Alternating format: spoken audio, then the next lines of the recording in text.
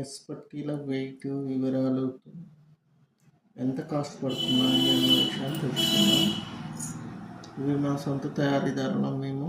ఈ ఎస్ పట్టీలు ప్రస్తుతం దీని వెయిట్ చూద్దాం.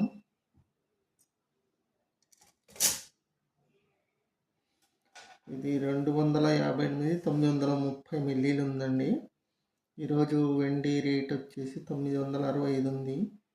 దాన్ని బట్టి 24,895 రూపాయలు అవుతుంది దీని కాస్ట్. ఇంకా మీరు ఈ పట్టీలకై మా షాప్ నల్గొండలో ఉంటుందండి, గంగమాయి జ్యువెలరీస్. విచ్చేయండి.